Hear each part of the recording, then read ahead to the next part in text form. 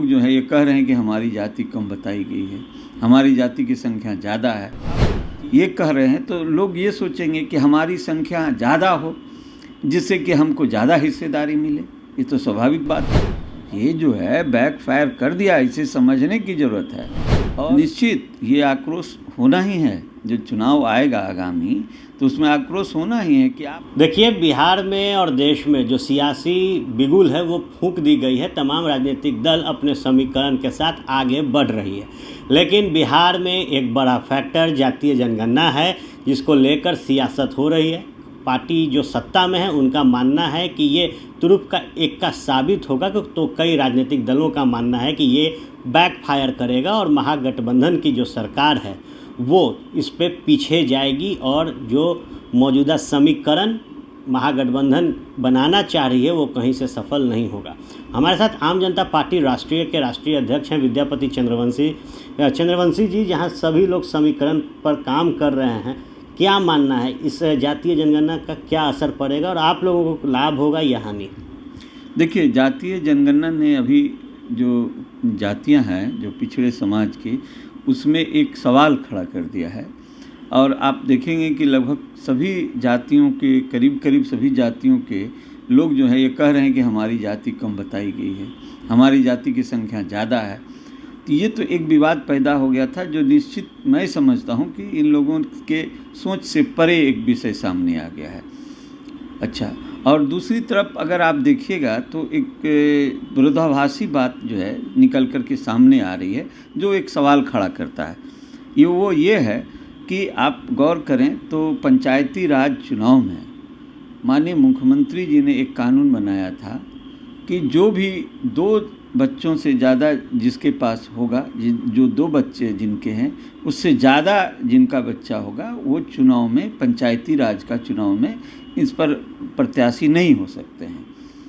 अब आप इसको समझिए ऐसे, एक तरफ उन्होंने ये कह दिया, अभी जिस गठबंधन में है वो, उस गठबंधन के लोग कह रहे हैं कि जिसकी जितनी संख्या ज़्यादा होगी, जिसकी जितनी संख्या भारी, उसकी उतनी हिस्सेदारी मिलेगी।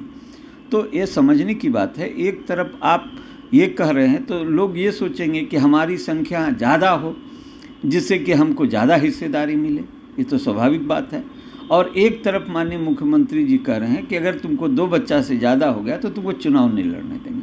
तो ये तो दोनों आपस में विरोधाभासी है कि समाज चाहेगा कि मेरी संख्या ज़्यादा हो जिससे हम चुनाव में भागीदारी मिले, और इधर जो है सो आप रोक रहे हैं। तो ये सभी बातें जो है किस तरह से और किस आधार पर ऐसा माननीय मुख्यमंत्री जी ने निर्णय लिया, और अपना ही जो उनका ये था कार्यक्रम था, उसी कार्यक्रम को ये धत्ता बुला रहा है। तो ये सबसे महत्वपूर्ण इसमें समझने की बात यह है कि अब आने वाले समय में लोग जनसंख्या नियंत्रण पर तो विचार करेंगे कि भाई सभी लोग चाहते हैं कि हमारा जनसंख्या, देख लीजिए कैसे लड़ाई हो रही है। क्या लगता है ये बैकफायर करेगा? ये नीतीश कुमार के लिए कहीं ना कहीं गड्ढा बन गया। ये बैकफायर कर दिया, ये जो है बैकफायर कर दिया, इसे समझने की ज़रूरत है। और अभी जो सबसे बड़ी बौखलाहट है वो इसी विषय का है कि लोग समझे ये थे कि जैसे जातीय जनगणना निकल के सामने आएगा तो फिर जो है चढ़ाई दूसरे ढंग से होगा। लेकिन आज जो है परिस्थिति उल्टी हो गई है कि सभी समाज कह रहे हैं कि हमारी संख्या कम, आपने बता दिया। और कहीं न कहीं यह प्रमाणित भी हो रहा है, जैसे कि अभी जैसे देखिए कि 36% जनसंख्या बताया गया अति पिछड़ों का। बिहार में जो अति पिछड़ा वर्ग है उसमें हम लोग जिस जाति से आते हैं उस जाति की संख्या जो है जो बताई गई 1931 में जनसंख्या आधारित हुआ था, जाति आधारित। उसके बाद ये जनसंख्या 1936 में उड़ीसा अलग हो गया बिहार से, 2000 में झारखंड अलग हो गया बिहार से। और आप ये समझ लीजिए कि ये जो अति पिछड़ा समाज का, और उसमें विशेषकर हम लोग की जाति जो चंद्रवंशी समाज है, उसका जो है ज़्यादातर जनसंख्या बिहार में ही रहता है और कुछ झारखंड में रहता है और अन्य जगहों पर यहीं से गया है पलायन हो करके। तो मेरा कहना है ज़्यादा जनसंख्या बिहार में है, उड़ीसा हट गया, झारखंड हट गया, तो ये रेशियो 1931 का जो रेशियो है 1.7%, वो तो बढ़ना चाहिए क्योंकि अन्य जातियाँ हट गई। तो फिर ये कैसा कैलकुलेशन है, ये कैसे ये जनसंख्या का आंकड़ा दिया गया? क्या लगता है अपने हिस्सेदारी के हिसाब से इस आंकड़े को दिखा दिया गया? देखिए, अब सवाल यह है जिसकी लाठी उसकी भैंस।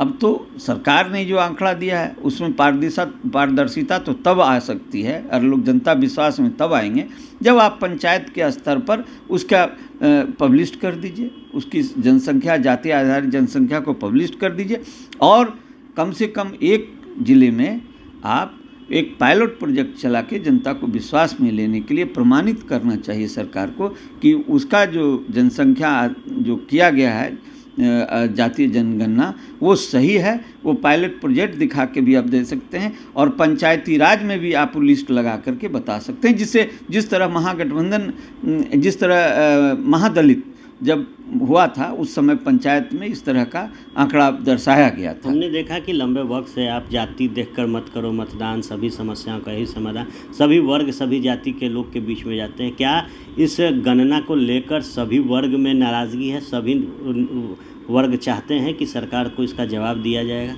नहीं, देखिए, जाति आधारित जनगणना जो सरकार ने किया है उस पर सरकार का विचारधारा यह है ये कि हम जाति आधार पर जो आंकड़ा निकलेगा उससे हम कल्याणकारी योजना चलाएंगे। तो सरकार का इस तरह का जो आश्वासन था तो लोग ये समझ रहे हैं, सोच रहे हैं कि जब कल्याणकारी योजना जाति आधार पर ही सरकार चलाना चाहती है तो फिर ये कैसे माने इस पर ये किया जाए। और हम लोगों का जो एक नारा था कि जहाँ तक प्रजातंत्र में अच्छे सरकार बनाने की, सभी को लेके चलने की बात है, वो तो जब तक जाति के आधार पर लोग मतदान करेंगे तब तक वो प्राप्त नहीं हो सकता है, अच्छा नेतृत्व प्राप्त नहीं हो सकता। इसलिए हम लोगों ने आम जनता पार्टी कहा था कि जाति पर मत करना मतदान, सारी समस्याओं का यही निदान है, और वास्तविक में यही एक निदान है भी। निदान की बात हो गई, आपने एक बहुत अच्छा जो जिक्र है वो किया कि पंचायती राज व्यवस्था में जो पॉइंट लाया गया कि 2 से अधिक बच्चे होंगे तो चुनाव नहीं लड़ेंगे। तो क्या आने वाले दिनों में जो 2 चुनाव बिहार और देश के अंदर होने हैं तो पंचायती राज व्यवस्था भी कहीं ना कहीं नीतीश कुमार के लिए चुनौती बनेगी, और ये मुखिया, जो सरपंच हैं, जो मेयर हैं, जो जिला परिषद के लोग हैं, ये भी अपना आक्रोश जाहिर करेंगे? निश्चित ये आक्रोश होना ही है। जो चुनाव आएगा आगामी तो उसमें आक्रोश होना ही है कि आप जिस तरह से बैन लगा रहे हैं और एक तरफ ये कर रहे हैं जिसकी जितनी संख्या भारी उसकी उतनी हिस्सेदारी, ये विरोधाभासी है। इसलिए ये लोग चाहेंगे, और जो उस स्तर के चुनाव लड़ने वाले होंगे, आंदोलन होगा, इस पर भी आने वाले समय में आंदोलन होगा कि ये कानून हटाया जाए।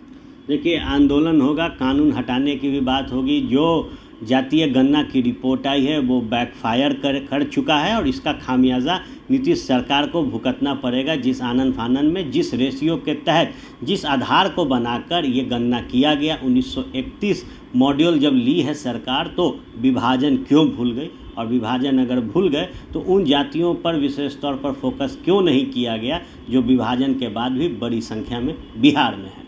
आप बने रहे फर्स्ट बिहार के साथ, खबरों का सिलसिला यूं ही चलता रहेगा। ये लो, मुंह मीठा करो, आज मैंने अपना जॉब छोड़ दिया, अब हम पूर्णिया वापस जाएंगे। जॉब छोड़ दिया है?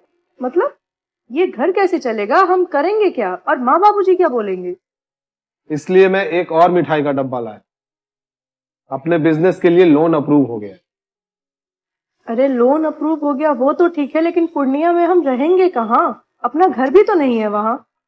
इसलिए तो एक और मिठाई का डब्बा अलग से लाया हूँ। हमने पूर्णिया में घर ले लिया है, पूर्णिया के ई होम्स पैनोरमा में।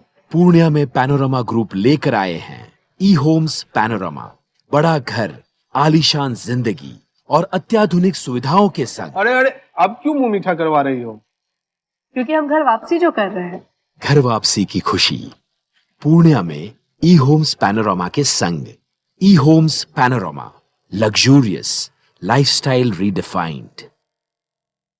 क्या आप अपनी माता पिता बनने का इंतजार कर रहे हैं? ओएसएस फर्टिलिटी ने लगभग 90,000 जोड़ों के जीवन में खुशियां भर दी हैं। आज ही 8929755101 पर कॉल करें। ओएसएस फर्टिलिटी के कम लागत वाले IVF उपचार की सहायता से अपना सपना पूरा करें और सभी को खुशखबरी दें।